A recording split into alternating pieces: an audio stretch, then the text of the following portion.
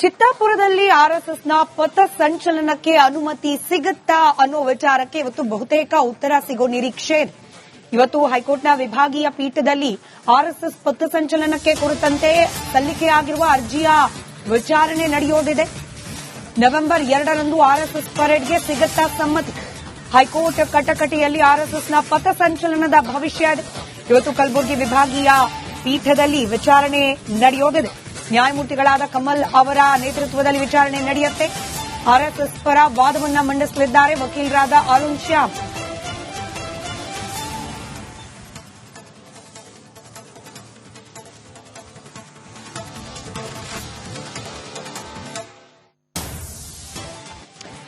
ಚಿತ್ತಾಪುರದಲ್ಲಿ ಕೇವಲ ಆರ್ಎಸ್ಎಸ್ ಮಾತ್ರವಲ್ಲ, ಆರ್ಎಸ್ಎಸ್ ಸೇರಿದಂತೆ ಒಟ್ಟು 7 ಸಂಘಟನೆಗಳಿಂದ ಪಥಸಂಚಲನಕ್ಕೆ ಅನುಮತಿಯನ್ನ ಕೋರಿ ಅರ್ಜಿಯನ್ನ ಸಲ್ಲಿಕೆ ಮಾಡಲಾಗಿದೆ. ಹಾಗಾದ್ರೆ ಉಳಿದ ಸಂಘಟನೆಗಳಿಗೂ ಕೂಡ ಅದೇ ದಿನ ಪಥಸಂಚಲನ ನಡೆಸಲಿಕ್ಕೆ ಅವಕಾಶವನ್ನ ಮಾಡಿಕೊಡಲಾಗುತ್ತಾ? ಈ ವಿಚಾರಕ್ಕೂ ಕೂಡ ಕುತೂಹಲ ಕೆರಳಿದೆ. ಚಿತ್ತಾಪುರದಲ್ಲಿ ತಾರಕಕ್ಕೇರಿದೆ. ಆ ಮೂಲಕ ಪಥಸಂಚಲನ ಫೈಟ್. ಛಲವಾದಿ ಸಂಘಟನೆಯಿಂದಲೂ ಕೂಡ ಪಥಸಂಚಲನಕ್ಕೆ ಅರ್ಜಿಯನ್ನು ಸಲ್ಲಿಕೆ ಮಾಡಲಾಗಿದೆ. ಛಲವಾದಿ ಸಂಘಟನೆ ಸೇರಿ ಒಟ್ಟು 7 ಸಂಸ್ಥೆಗಳಿಂದ ಅರ್ಜಿ ಸಲ್ಲಿಕೆಯಾಗಿದೆ. 7 ಅರ್ಜಿಗಳ ಬಗ್ಗೆ ಕಲಬುರಗಿ ಜಿಲ್ಲಾಡಳಿತದಲ್ಲಿ ಚರ್ಚೆ ನಡೀತಾ ಇದೆ. ಇವತ್ತು ಕಲಬುರಗಿ ಹೈಕೋರ್ಟ್ಗೆ ವರದಿಯನ್ನ ಸಲ್ಲಿಕೆ ಮಾಡೋ ಸಾಧ್ಯತೆ ಇದೆ.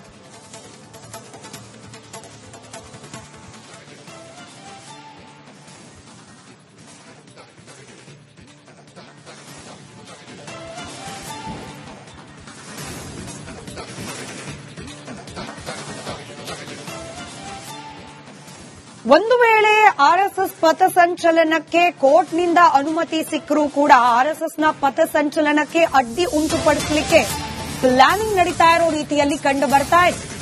ಚಿತ್ತಾಪುರದಲ್ಲಿ ಆರ್ಎಸ್ಎಸ್ ಪಥಸಂಚಲನ ವಿಚಾರಕ್ಕೆ ಸಂಬಂಧಪಟ್ಟಂತೆ ಆ ಪಥಸಂಚಲನವನ್ನ ತಡೆಯೋಕೆ ಮೆಗಾ ಪ್ಲಾನ್ ಮಾಡಲಾಗ್ತಾ ಇದೆ ಅಂತ ಹೈಕೋರ್ಟ್ ನಿಗದಿ ಮಾಡಿದ ದಿನ ಕಲಬುರಗಿ ಬಂದ್ ಮಾಡಲಿಕ್ಕೆ ಕರೆ ಕೊಡಲಾಗಿದೆ.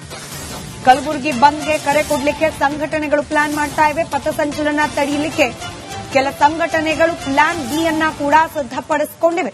ಇವತ್ತು ಕೋರ್ಟ್ನಲ್ಲಿ ಒಂದು ಕಡೆ ಅರ್ಜಿ ವಿಚಾರಣೆ ನಡೀತಾ ಇದೆ. ಕೋರ್ಟ್ ತೀರ್ಪಿನ ಬಳಿಕ ಇನ್ ಕೇಸ್ ಏನಾದ್ರೂ ಪಥಸಂಚಲನಕ್ಕೆ ಅವಕಾಶ ಸಿಕ್ಕಿದ್ದೇ ಆದಲ್ಲಿ ಬೆಂಬಲ ಸಿಗದೇ ಇರೋ ರೀತಿಯಲ್ಲಿ ಏನ್ ಮಾಡಬೇಕು ಅನ್ನೋದ್ರ ಬಗ್ಗೆ ಕೂಡ ಕೆಲ ಸಂಘಟನೆಗಳು ಪ್ಲಾನ್ ಬಿ ಅನ್ನ ಸಿದ್ದಪಡಿಸಿ ಇಟ್ಕೊಂಡಿವೆ.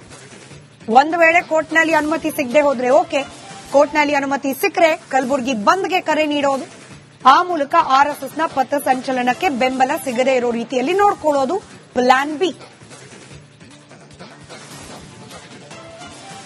ಅದಷ್ಟು ಡೀಟೇಲ್ಸ್ ನಮ್ಮ ಪ್ರತಿನಿಧಿ ಓಂ ಪ್ರಕಾಶ್ ಮುನ್ನೂರು ನೀಡ್ತಾ ಹೋಗ್ತಾರೆ. ನೇರ ಸಂಪರ್ಕದಲ್ಲಿದ್ದಾರೆ ಓಂ ಪ್ರಕಾಶ್. ಇಡೀ ಕಲಬುರಗಿಯಲ್ಲಿ ಚರ್ಚೆಗೆ ಒಳಪಡಬೇಕಾಗಿರುವ ವಿಚಾರಗಳು ಸಾಕಷ್ಟಿದೆ. ಕೆಲ ಸಂಘಟನೆಗಳು ಹೋರಾಟ ಮಾಡಬೇಕಾಗಿರೋ ವಿಚಾರ ಕೂಡ ಅಭಿವೃದ್ಧಿ ಪೂರ್ವಕವಾಗಿ ಜನಪರವಾಗಿ ಸಾಕಷ್ಟಿದೆ. ಆದರೆ ಇದೀಗ ಪಥಸಂಚಲನಕ್ಕೆ ಬ್ರೇಕ್ ಹೇಗೆ ಹಾಕುವುದು ಅನ್ನೋ ವಿಚಾರಕ್ಕೆ ಪ್ಲಾನ್ ಬಿ, ಅದರಲ್ಲೂ ಕಲಬುರಗಿ ಬಂದ್ ಮಾಡಿ ಪಥಸಂಚಲನವನ್ನ ತಡೆಯೋ ಪ್ಲಾನ್ ಬೇರೆ ನಡೀತಿದೆಯಂತೆ.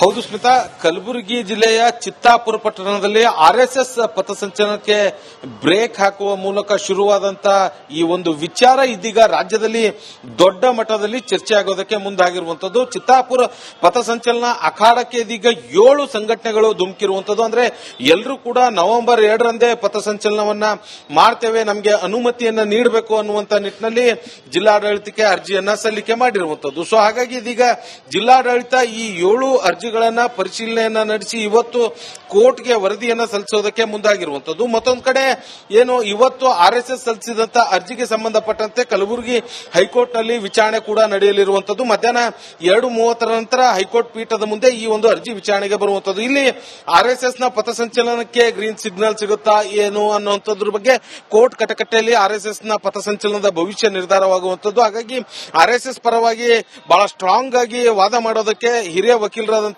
ಅರುಣ್ ಶ್ಯಾಮ್ ಅವರು ಕೂಡ ಸಿದ್ಧತೆಯನ್ನ ಮಾಡಿಕೊಂಡಿರುವಂತದ್ದು. ಮತ್ತೊಂದು ಕಡೆ ಸರ್ಕಾರದ ಪರ ವಕೀಲರು ಕೂಡ ಏನು ಕೆಲವೊಂದಷ್ಟು ಅಂಶಗಳನ್ನ ಮೆನ್ಷನ್ ಮಾಡೋದಕ್ಕೆ ಅವರು ಕೂಡ ಸಿದ್ಧತೆಯನ್ನ ಮಾಡಿಕೊಂಡಿರುವಂತದ್ದು. ಇದರ ಮಧ್ಯೆ ಜಿಲ್ಲಾಡಳಿತ ಈ 7 ಸಂಘಟನೆಗಳು ಸಲ್ಲಿಸಿರುವಂತಹ ಅರ್ಜಿಯನ್ನ ಒಂದು ಪರಿಶೀಲನೆ ನಡೆಸಿ ಒಂದು ವರದಿಯನ್ನ ಕೂಡ ಸಿದ್ಧಪಡಿಸಿರುವಂತದ್ದು. ಸದ್ಯದ ಮಟ್ಟಿಗೆ ಚಿತ್ತಾಪುರದಲ್ಲಿ ಶುರುವಾದಂತಹ ಈ ಒಂದು ಹಾಟ್ ಟಾಪಿಕ್ ಏನಿದೆ, ಈಗ ಈ ಒಂದು ಟಾಪಿಕ್ಗೆ ಸಂಬಂಧಪಟ್ಟಂತೆ ಅವರೊಂದು ವರದಿಯನ್ನ ಸಲ್ಲಿಸಿರುವಂತದ್ದು. ಈಗ ಒಂದು ವೇಳೆ ಏನಾದರೂ ಅನುಮತಿ ಕೊಟ್ಟರೆ ಕಾನೂನು ಸಂಘರ್ಷ ಉಂಟಾಗುತ್ತೆ ಅಥವಾ ಲಾ ಅಂಡ್ ಆರ್ಡರ್ ಕಂಟ್ರೋಲ್ಗೆ ಬರೋದಿಲ್ಲ ಅನ್ನುವಂತ ನಿಟ್ಟಿನಲ್ಲಿ ಸೂಚನೆಯನ್ನ ರೆಡಿ ಮಾಡಿ ನೀಡಿರುವಂತದ್ದು. ಸೊ ಹಾಗಾಗಿ ಕೋರ್ಟ್ ಯಾವ ರೀತಿಯಾದಂತಹ ನಿರ್ಧಾರ ತೆಗೆದುಕೊಳ್ಳುತ್ತೆ ಅನ್ನೋದು ಕೂಡ ಕಾದು ನೋಡಬೇಕಾಗಿರುವಂತದ್ದು. ಇಲ್ಲಿ ಜಿಲ್ಲಾಡಳಿತ ಯಾವುದೇ ರೀತಿಯಾದಂತಹ ನಿರ್ಧಾರ ತೆಗೆದುಕೊಳ್ಳಕ್ ಆಗದೆ ಇರುವಂತಹ ಪರಿಸ್ಥಿತಿಗೆ ಬಂದು ನಿಂತಿರುವಂತದ್ದು. ಯಾಕಂತಂದ್ರೆ ಎಲ್ಲರೂ ಕೂಡ ಒಂದೇ ಡೇಟ್ ಅನ್ನ ಕೇಳೋದಕ್ಕೆ ಮುಂದಾಗಿರುವಂತದ್ದು. ಹಾಗಾಗಿ ಇವತ್ತು ಎಲ್ಲರ ಚಿತ್ತ ಕೋರ್ಟ್ನತ್ತ ಅನ್ನುವಂತ ಆಗಿದೆ. ನವೆಂಬರ್ 2ರಂದು ಒಂದು ವೇಳೆ RSS ಪಥಸಂಚಲನಕ್ಕೆ ಅನುಮತಿ ಸಿಕ್ಕಿದ್ದೇ ಆದ್ರೆ ಇನ್ನುಳಿದಂತ ಬೇರೆ ಬೇರೆ ಸಂಘಟನೆಗಳು ಅದನ್ನ ತಡೆಯೋದಕ್ಕೆ ಮತ್ತೊಂದು ಮೆಗಾ ಪ್ಲಾನ್ ಅನ್ನ ಮಾಡ್ಕೊಂಡಿರುವಂತದ್ದು. ಯಾಕಂತಂದ್ರೆ ಕೋರ್ಟ್ ಅನುಮತಿ ನೀಡಿದ್ರೆ ಅವತ್ತೇ ಕಲಬುರಗಿ ಬಂಧನ ಕರೆ ಕೊಡಬೇಕು ಅನ್ನುವಂತ ನಿಟ್ಟಿನಲ್ಲಿ ಈಗ ಒಂದು ಹಂತದ ಮೀಟಿಂಗ್ ಕೂಡ ಆಗಿರುವಂತದ್ದು. ಸೊ ಹಾಗಾಗಿ ಇವತ್ತಿನ ಮಧ್ಯಾಹ್ನದ ನಂತರ ಬೆಳವಣಿಗೆ, ಕೋರ್ಟ್ ಕಲಾಪದ ಬೆಳವಣಿಗೆಯ ನಂತರ ಮತ್ತೊಂದಷ್ಟು ಸಂಘಟನೆಗಳು 2ನೇ ಹಂತದ ಮೀಟಿಂಗ್ ಮಾಡಿ ಅವತ್ತು ಅಧಿಕೃತವಾಗಿ ಘೋಷಣೆಯನ್ನ ಮಾಡೋದಕ್ಕೆ ಮುಂದಾಗಿರುವಂತದ್ದು. ಯಾಕಂತಂದ್ರೆ ಒಂದು ವೇಳೆ ಕೋರ್ಟೇ ರಿಜೆಕ್ಟ್ ಮಾಡಿದ್ರೆ ಬಹುಶಃ ಇವ್ರು ಯಾರು ಕೂಡ ಬಂದ್ ಕರೆಯನ್ನ ಕೊಡೋದಿಲ್ಲ. ಒಂದು ವೇಳೆ ಕೋರ್ಟ್ ಡಿಸಿಷನ್ ಅನ್ನ ಮಾಡಿ ಇಂತಹ ದಿನ RSS ಪಥಸಂಚಲನ ಮಾಡೋದಕ್ಕೆ ಅನುಮತಿಯನ್ನ ನೀಡಿದ್ರೆ ಸೊ ಅವತ್ತಿನ ದಿನ ಬಂದ್ ಮಾಡಬೇಕು ಅನ್ನುವಂತ ಲೆಕ್ಕಾಚಾರದಲ್ಲಿ, ಬಂದ್ ಮಾಡಿದ್ರೆ ಯಾವುದೇ ರೀತಿಯಾದಂತಹ ಸಂಪೂರ್ಣವಾಗಿ ಸ್ತಬ್ಧ ಮಾಡಬೇಕು ಅನ್ನುವಂತ ನಿಟ್ಟಿನಲ್ಲಿ, ಜೊತೆಗೆ RSS ಪಥಸಂಚಲನವೂ ಕೂಡ ನಿರ್ಬಂಧ ಅದನ್ನ ಕೂಡ ತಡೆಯೋಕೆ ಆಗುತ್ತೆ ಅನ್ನುವಂತ ಲೆಕ್ಕಾಚಾರದಲ್ಲಿ ಈ ರೀತಿಯಾದಂತಹ ಪ್ಲಾನ್ ಕೂಡ ಮಾಡ್ಕೊಂಡಿರುವಂತದ್ದು. ಆದ್ರೆ ಇದೆಲ್ಲವೂ ಕೂಡ ನಿರ್ಧಾರ ಆಗುವಂತದ್ದು ಇವತ್ತು ಹೈಕೋರ್ಟ್ನಲ್ಲಿ.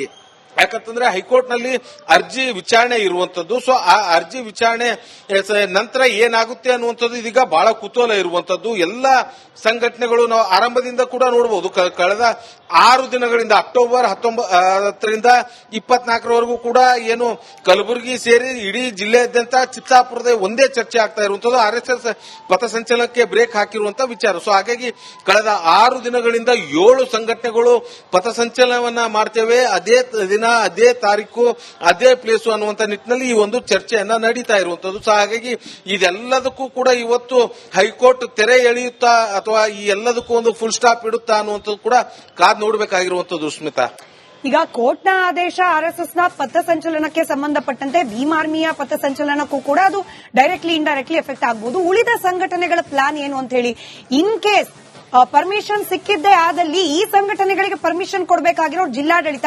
ಸೊ ಜಿಲ್ಲಾಡಳಿತವನ್ನು ಯಾವ ರೀತಿ ಅಪ್ರೋಚ್ ಮಾಡ್ತಾ ಇವೆ ಉಳಿದ ಸಂಘಟನೆಗಳು, ಅವಕ್ಕೂ ಕೂಡ ಪಥಸಂಚಲನಕ್ಕೆ ಅವಕಾಶ ಕೊಡೋ ವಿಚಾರದಲ್ಲಿ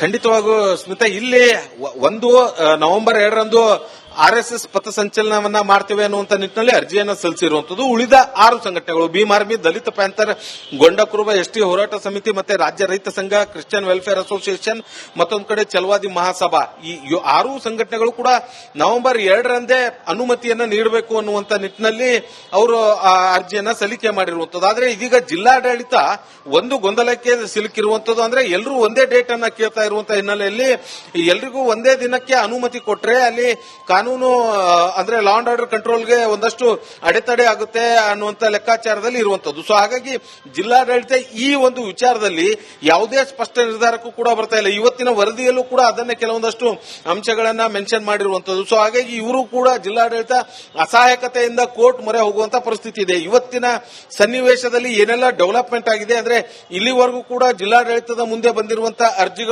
ಏನು 7 ಅರ್ಜಿಗಳಿದೆ, 7 ಅರ್ಜಿಗಳು ಕೂಡ ನವೆಂಬರ್ 2ರಂದೇ ಪಥಸಂಚಲನಕ್ಕೆ ಅನುವು ಮಾಡಿಕೊಡಿ ಅನ್ನುವಂತ ನಿಟ್ಟಿನಲ್ಲಿ ಅರ್ಜಿಯನ್ನ ಸಲ್ಲಿಕೆ ಮಾಡಿದ್ದಾರೆ ಅನ್ನುವಂಥದ್ದು ಸರ್ಕಾರದ ಪರ ವಕೀಲರಿಂದ ಕೋರ್ಟ್ಗೆ ಈ ರೀತಿಯಾದಂತಹ ಮಾಹಿತಿಯನ್ನ ಸಲ್ಲಿಸೋದಕ್ಕೆ ಜಿಲ್ಲಾಡಳಿತ ಮುಂದಾಗ್ತಿರುವಂತದ್ದು. ಸೊ ಅದಾದ ಬಳಿಕ ಈ ಎಲ್ಲ ವಿಚಾರಗಳು ಅಂದ್ರೆ ನವೆಂಬರ್ 2ರ ಪಥಸಂಚಲನಕ್ಕೆ ಏನೆಲ್ಲ ಅರ್ಜಿಗಳು ಬಂದಿದೆ ಅದೆಲ್ಲದರ ಬಗ್ಗೆ ಕೂಡ ನ್ಯಾಯಾಲಯದ ಗಮನಕ್ಕೆ ತಂದ ಬಳಿಕ ನ್ಯಾಯಾಲಯ ಯಾವ ರೀತಿಯಾದಂತಹ ತೀರ್ಮಾನ ತೆಗೆದುಕೊಳ್ಳುತ್ತೆ ಅನ್ನುವಂಥದ್ದನ್ನ ಕಾದು ನೋಡುವ ತಂತ್ರದಲ್ಲಿ ಇದೀಗ ಜಿಲ್ಲಾಡಳಿತ ಮತ್ತೆ ಪೊಲೀಸ್ ಇಲಾಖೆ ಇರುವಂತದ್ದು. ಯಾಕಂತಂದ್ರೆ ಜಿಲ್ಲಾಡಳಿತ ಒಂದು ಸ್ಟ್ಯಾಂಡ್ ಅನ್ನ ತೆಗೆದುಕೊಂಡು ಉಳಿದ ಸಂಘಟನೆಗಳಿಗೆ ಒಂದೊಂದು ದಿನಾಂಕವನ್ನ ನಿಗದಿ ಮಾಡಿ, ನೀವು ಈ ದಿನಾಂಕದಿಂದ ಏನಾದ್ರೂ ಮಾಡಿ, ನೀವು ಪಥಸಂಚಲನ ಆದ್ರೂ ಮಾಡಿ, ಹೋರಾಟ ಆದ್ರೂ ಮಾಡಿ, ನಿಮ್ಮ ಏನು ಹೋರಾಟ ಇದೆ, ಪಥಸಂಚಲನ ಇದೆ, ಅದನ್ನ ಮಾಡಿ ಅಂತೇಳಿ 7 ಸಂಘಟನೆಗಳಿಗೆ ಒಂದೊಂದು ದಿನಾಂಕವನ್ನ ಘೋಷಣೆ ಮಾಡಿದ್ರೆ ಇದು ಇಷ್ಟು ದೊಡ್ಡ ಮಟ್ಟಿಗೆ ತಾರಕಕ್ಕೇರ್ತಾ ಇರಲಿಲ್ಲ. ಆದ್ರೆ ಎಲ್ಲಾ ಸಂಘಟನೆಗಳು ಒಂದೇ ದಿನ ಕೇಳಿರುವಂತಹ ಹಿನ್ನೆಲೆಯಲ್ಲಿ ಜಿಲ್ಲಾಡಳಿತ ಕೂಡ ಯಾವುದೇ ರೀತಿಯಾದಂತಹ ನಿರ್ಧಾರ ತೆಗೆದುಕೊಳ್ಳೋದಕ್ಕೆ ಆಗ್ತಾ ಇಲ್ಲ ಅನ್ನುವಂತ ಪರಿಸ್ಥಿತಿಯಲ್ಲಿ ಸಿಲುಕಿರುವಂತದ್ದು. ಸ್ಮಿತಾ, ಧನ್ಯವಾದ ಓಂ ಪ್ರಕಾಶ್ ಮಾಹಿತಿಗಾಗಿ.